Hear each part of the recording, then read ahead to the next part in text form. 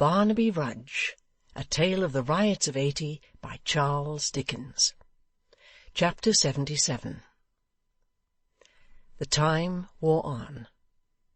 The noises in the streets became less frequent by degrees, until silence was scarcely broken save by the bells in church towers, marking the progress, softer and more stealthy while the city slumbered, of that great watcher with the hoary head, who never sleeps or rests. In the brief interval of darkness and repose which feverish towns enjoy, all busy sounds were hushed, and those who awoke from dreams lay listening in their beds, and longed for dawn, and wished the dead of the night were past. Into the street outside the jail's main wall, workmen came straggling at this solemn hour in groups of 2 or 3, and meeting in the centre, cast their tools upon the ground, and spoke in whispers. Others soon issued from the jail itself, bearing on their shoulders planks and beams. These materials being all brought forth, the rest bestirred themselves, and the dull sound of hammers began to echo through the stillness. Here and there among this knot of labourers, one, with a lantern or a smoky link, stood by to light his fellows at their work, and by its doubtful aid some might be dimly seen taking up the pavement of the road, while others held great upright posts, or fixed them in the holes thus made for their reception. Some dragged slowly on towards the rest an empty cart, which they brought rumbling from the prison yard, while others erected strong barriers across the street. All were busily engaged.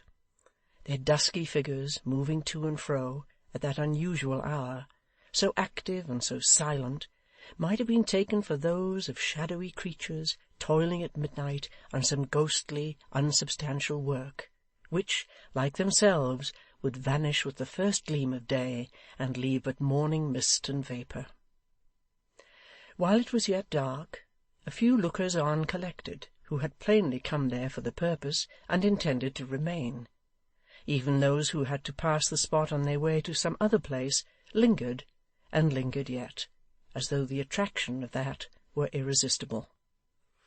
Meanwhile the noise of saw and mallet went on briskly, mingled with the clattering of boards on the stone pavement of the road, and sometimes with the workmen's voices as they called to one another. Whenever the chimes of the neighbouring church were heard, and that was every quarter of an hour, a strange sensation, instantaneous and indescribable, but perfectly obvious, seemed to pervade them all. Gradually a faint brightness appeared in the east, and the air, which had been very warm all through the night, felt cool and chilly. Though there was no daylight yet, the darkness was diminished, and the stars looked pale. The prison, which had been a mere black mass with little shape or form, put on its usual aspect, and ever and anon a solitary watchman could be seen upon its roof, stopping to look down upon the preparations in the street. This man, from forming, as it were, a part of the jail, and knowing or being supposed to know all that was passing within, became an object of as much interest, and was as eagerly looked for, and as awfully pointed out, as if he had been a spirit. By and by the feeble light grew stronger, and the houses with their signboards and inscriptions stood plainly out in the dull grey morning. Heavy stage waggons crawled from the inn-yard opposite, and travellers peeped out, and as they rolled sluggishly away cast many a backward look towards the jail. And now the sun's first beams came glancing into the street, and the night's work, which, in its various stages, and in the varied fancies of the lookers-on, had taken 100 shapes, wore its own proper form, a scaffold and a gibbet. As the warmth of the cheerful day began to shed itself upon the scanty crowd, the murmur of tongues was heard, shutters were thrown open and blinds drawn up, and those who had slept in rooms over against the prison, where places to see the execution were let at high prices, rose hastily from their beds. In some of the houses people were busy taking out the window sashes for the better accommodation of spectators. In others the spectators were already seated, and beguiling the time with cards or drink or jokes among themselves.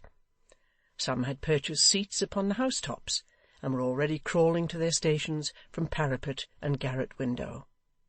Some were yet bargaining for good places, and stood in them in a state of indecision, gazing at the slowly swelling crowd, and at the workmen as they rested listlessly against the scaffold, affecting to listen with indifference to the proprietor's eulogy of the commanding view his house afforded, and the surpassing cheapness of his terms. A fairer morning never shone. From the roofs and upper stories of these buildings, the spires of city churches and the great cathedral dome were visible, rising up beyond the prison into the blue sky, and clad in the colour of light summer clouds, and showing in the clear atmosphere their every scrap of tracery and fretwork, and every niche and loophole. All was brightness and promise, excepting in the street below, into which, for it yet lay in shadow, the eye looked down as into a dark trench, where, in the midst of so much life, and hope, and renewal of existence, stood the terrible instrument of death. It seemed as if the very sun forbore to look upon it. But it was better, grim and sombre in the shade, than when, the day being more advanced, it stood confessed in the full glare and glory of the sun, with its black paint blistering, and its nooses dangling in the light, like loathsome garlands. It was better in the solitude and gloom of midnight, with a few forms clustering about it, than in the freshness and the stir of morning, the centre of an eager crowd. It was better haunting the street like a spectre, when men were in their beds, and influencing perchance the city's dreams, than braving the broad day and thrusting its obscene presence upon their waking senses. 5 o'clock had struck, 6, 7, and 8. Along the two main streets at either end of the crossway, a living stream had now set in, rolling towards the marts of gain and business. Carts, coaches, waggons, trucks, and barrows forced a passage through the outskirts of the throng, and clattered onward in the same direction. Some of these, which were public conveyances, and had come from a short distance in the country, stopped, and the driver pointed to the gibbet with his whip, though he might have spared himself the pains, for the heads of all the passengers were turned that way without his help, and the coach windows were stuck full of staring eyes. In some of the carts and waggons, women might be seen, glancing fearfully at the same unsightly thing, and even little children were held up above the people's heads to see what kind of a toy a gallows was, and learn how men were hanged. 2 rioters were to die before the prison, who had been concerned in the attack upon it, and one directly afterwards in Bloomsbury Square. At 9 o'clock, a strong body of military marched into the street, and formed and lined a narrow passage into Holborn, which had been indifferently kept all night by constables. Through this, another cart was brought. The one already mentioned had been employed in the construction of the scaffold, and wheeled up to the prison gate. These preparations made, the soldiers stood at ease. The officers lounged to and fro in the alley they had made, or talked together at the scaffold's foot. And the concourse, which had been rapidly augmenting for some hours, and still received additions every minute, waited with an impatience which increased with every chime of St. Sepulchre's clock, for 12 at noon. After this time they had been very quiet, comparatively silent, save when the arrival of some new party at a window hitherto unoccupied gave them something new to look at or talk of. But, as the hour approached, a buzz and hum arose, which, deepening every moment, soon swelled into a roar, and seemed to fill the air. No words or even voices could be distinguished in this clamour, nor did they speak much to each other, though such as were better informed upon the topic than the rest would tell their neighbours, perhaps, that they might know the hangman when he came out, by his being the shorter one, and that the man who was to suffer with him was named Hugh, and that it was Barnaby Rudge who would be hanged in Bloomsbury Square. The hum grew, as the time drew near, so loud that those who were at the windows could not hear the church clock strike, though it was close at hand. Nor had they any need to hear it either, for they could see it in the people's faces. So surely as another quarter chimed, there was a movement in the crowd, as if something had passed over it, as if the light upon them had been changed, in which the fact was readable as on a brazen dial figured by a giant's hand. 11:03. The murmur now was deafening, yet every man seemed mute. Look where you would among the crowd, you saw strained eyes and lips compressed. It would have been difficult for the most vigilant observer to point this way or that, and say that yonder man had cried out. It was easy to detect the motion of lips in a sea-shell. 11:03. Many spectators who had retired from the windows came back refreshed, as though their watch had just begun. Those who had fallen asleep roused themselves, and every person in the crowd made one last effort to better his position, which caused a press against the sturdy barriers that made them bend and yield like twigs. The officers, who until now had kept together, fell into their several positions, and gave the words of command. Swords were drawn, muskets shouldered, and the bright steel winding its way among the crowd gleamed and glittered in the sun like a river.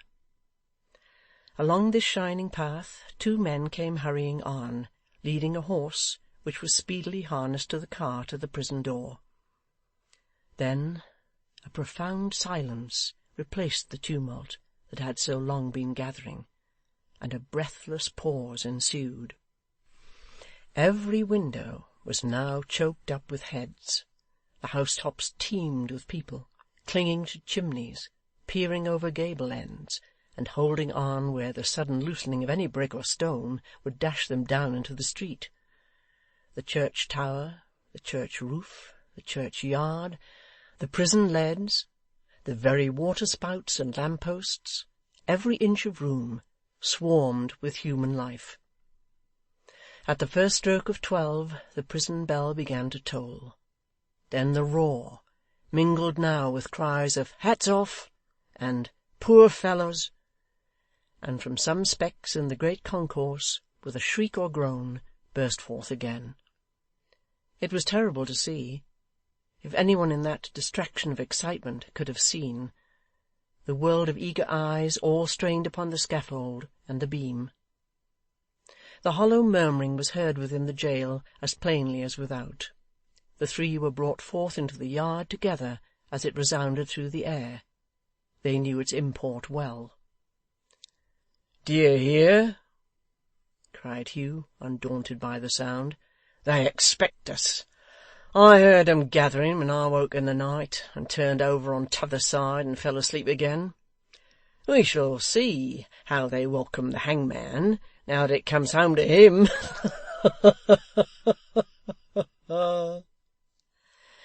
The ordinary, coming up at this moment, reproved him for his indecent mirth, and advised him to alter his demeanour. "And why, master?" said Hugh. "Can I do better than bear it easily?"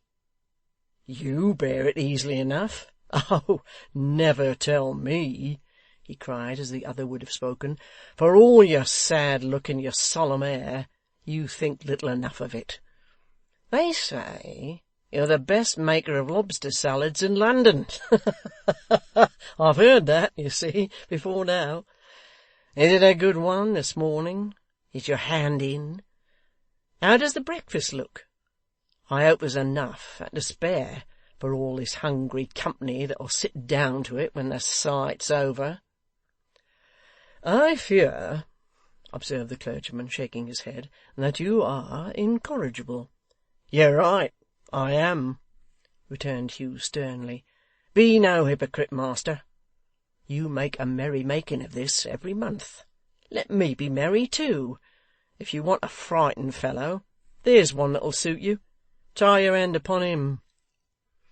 He pointed as he spoke to Dennis, who, with his legs trailing on the ground, was held between 2 men, and who trembled so that all his joints and limbs seemed racked by spasms. Turning from this wretched spectacle, he called to Barnaby, who stood apart. "Watch here, Barnaby. Don't be downcast, lad. Leave that to him.' 'Bless you!' cried Barnaby, stepping lightly towards him. 'I'm not frightened, Hugh. I'm quite happy. I wouldn't desire to live now, if they'd let me. Look at me. Am I afraid to die? Will they see me tremble?' Hugh gazed for a moment at his face, on which there was a strange, unearthly smile, and at his eye, which sparkled brightly, and interposing between him and the ordinary, gruffly whispered to the latter, 'I wouldn't say much to him, master, if I was you. He may spoil your appetite for breakfast, though you are used to it.' He was the only one of the three who had washed or trimmed himself that morning. Neither of the others had done so since their doom was pronounced.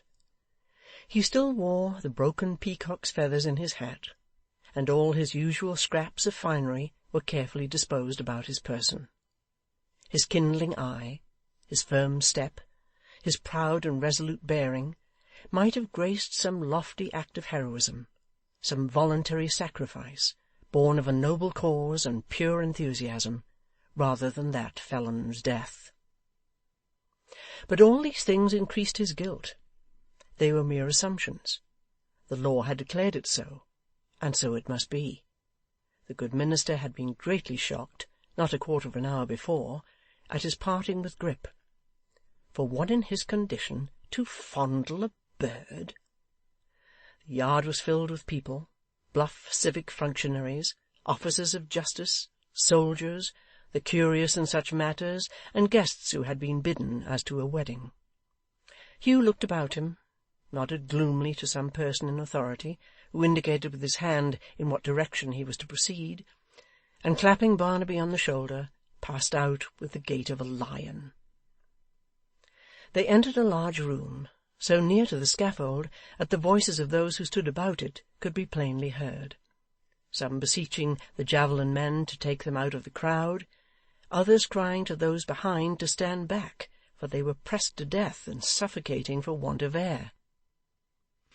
In the middle of this chamber, two smiths with hammers stood beside an anvil. Hugh walked straight up to them and set his foot upon it with a sound as though it had been struck by a heavy weapon. Then, with folded arms, he stood to have his irons knocked off, scowling haughtily round, as those who were present eyed him narrowly, and whispered to each other. It took so much time to drag Dennis in, that this ceremony was over with Hugh, and nearly over with Barnaby, before he appeared. He no sooner came into the place he knew so well, however, and among faces with which he was so familiar, than he recovered strength and sense enough to clasp his hands and make a last appeal. 'Gentlemen, good gentlemen,' cried the abject creature, grovelling down upon his knees and actually prostrating himself upon the stone floor. 'Governor, dear governor, honourable sheriffs, worthy gentlemen, have mercy upon a wretched man that has served his Majesty and the law and Parliament for so many years, and don't let me die because of a mistake.' 'Dennis,' said the governor of the jail, 'you know what the course is, that the order came with the rest. You know that we could do nothing, even if we would.' 'All I ask, sir, all I want and beg, is time to make it sure,' cried the trembling wretch, looking wildly round for sympathy. 'The king and government can't know it's me. I'm sure they can't know it's me, or they never would bring me to this dreadful slaughter-house. They know my name, but they don't know it's the same man. Stop my execution, for charity's sake, stop my execution, gentlemen, till they can be told that I've been hangman here nigh 30 year. Will no one go and tell them?' he implored, clenching his hands and glaring round and round and round again. 'Will no charitable person go and tell them?' 'Mr. Akerman,' said a gentleman who stood by after a moment's pause, And since it may possibly produce in this unhappy man a better frame of mind, even at this last minute, let me assure him that he was well known to have been the hangman when his sentence was considered. 'But perhaps they think, on that account, the punishment's not so great,' cried the criminal, shuffling towards the speaker on his knees, and holding up his folded hands. 'Whereas it's worse 100 times to me than any man. Let them know that, sir. Let them know that. They made it worse to me by giving me so much to do. Stop my execution till they know that.' The governor beckoned with his hand, and the two men who had supported him before approached. He uttered a piercing cry. 'Wait! Wait! Only a moment. Only one moment more. Give me a last chance of reprieve. One of us three is to go to Bloomsbury Square. Let me be the one. It may come in that time. It's sure to come. In the Lord's name, let me be sent to Bloomsbury Square. Don't hang me here. It's murder.' They took him to the anvil, but even then he could be heard above the clinking of the smiths' hammers and the hoarse raging of the crowd, crying that he knew of Hugh's birth, that his father was living and was a gentleman of influence and rank, that he had family secrets in his possession, that he could tell nothing unless they gave him time, but must die with them on his mind, and he continued to rave in this sort until his voice failed him, and he sank down, a mere heap of clothes, between the two attendants. It was at this moment that the clock struck the first stroke of 12, and the bell began to toll. The various officers, with the two sheriffs at their head, moved towards the door. All was ready when the last chime came upon the ear. They told Hugh this, and asked if he had anything to say. 'To say?' he cried. 'Not I. I'm ready. Yes,' he added, as his eye fell upon Barnaby, 'I have a word to say too. Come hither, lad.' There was for the moment something kind and even tender struggling in his fierce aspect, as he wrung his poor companion by the hand. 'I'll say this,' he cried, looking firmly round, 'that if I had 10 lives to lose, and the loss of each would give me 10 times the agony of the hardest death, I'd lay them all down. Aye, I would, though you gentlemen may not believe it, to save this one. This one,' he added, wringing his hand again, 'that will be lost through me.' 'Not through you,' said the idiot mildly. 'Don't say that. You are not to blame. You've always been very good to me. Hugh, we shall know what makes the stars shine now.'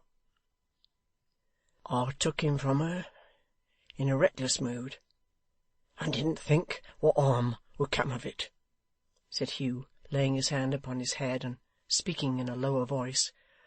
'I ask her pardon, and his.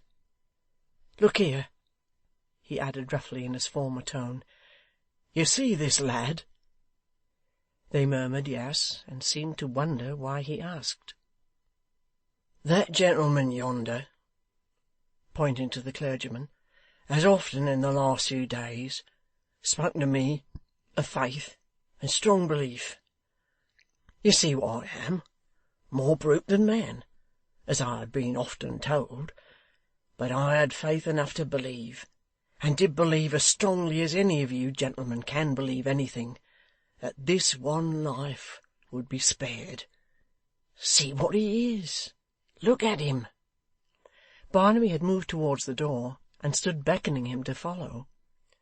'If this was not faith and strong belief,' cried Hugh, raising his right arm aloft, and looking upward like a savage prophet whom the near approach of death had filled with inspiration, 'where are they? What else should teach me, born as I was born, and reared as I have been reared, to hope for any mercy in this hardened, cruel, unrelenting place, upon these human shambles? Ay, who never raised this hand in prayer till now, called down the wrath of God on that black tree of which I am the ripened fruit. I do invoke the curse of all its victims, past and present and to come, on the head of that man who, in his conscience, owns me for his son. I leave the wish that he may never sicken on his bed of down, but die a violent death as I do now, and have the night wind for his only mourner. To this I say, Amen, Amen. His arm fell downward by his side. He turned and moved towards them with a steady step, the man he had been before. "There is nothing more?" said the governor. Hugh motioned Barnaby not to come near him, though without looking in the direction where he stood, and answered, "There is nothing more." "Move forward." "Unless," said Hugh, glancing hurriedly back, "unless any person here has a fancy for a dog, and not then unless he means to use him well. There's one belongs to me at the house I come from, and it wouldn't be easy to find a better. He'll whine at first, but he'll soon get over that. You wonder that I think about a dog just now," he added, with a kind of laugh. "If any man deserved it of me half as well, I'd think of him." He spoke no more, but moved onward in his place, with a careless air, though listening at the same time to the service for the dead, with something between sullen attention and quickened curiosity. As soon as he had passed the door, his miserable associate was carried out, and the crowd beheld the rest. Barnaby would have mounted the steps at the same time. Indeed, he would have gone before them, but in both attempts he was restrained, as he was to undergo the sentence elsewhere. In a few minutes the sheriffs reappeared. The same procession was again formed, and they passed through various rooms and passages to another door, that at which the cart was waiting. He held down his head to avoid seeing what he knew his eyes must otherwise encounter, and took his seat sorrowfully, and yet with something of a childish pride and pleasure, in the vehicle.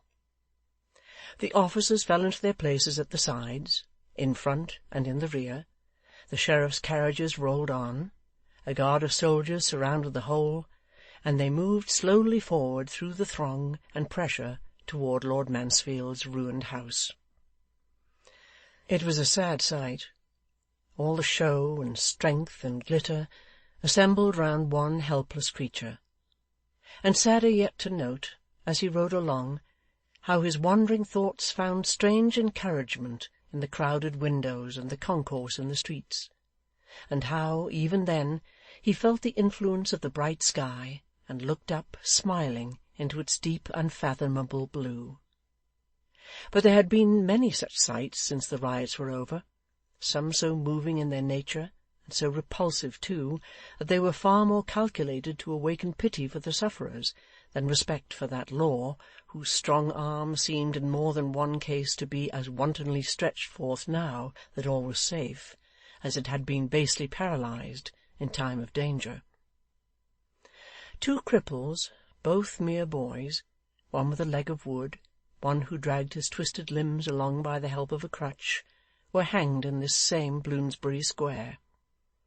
As the cart was about to glide from under them, it was observed that they stood with their faces from, not to, the house they had assisted to despoil, and their misery was protracted that this omission might be remedied.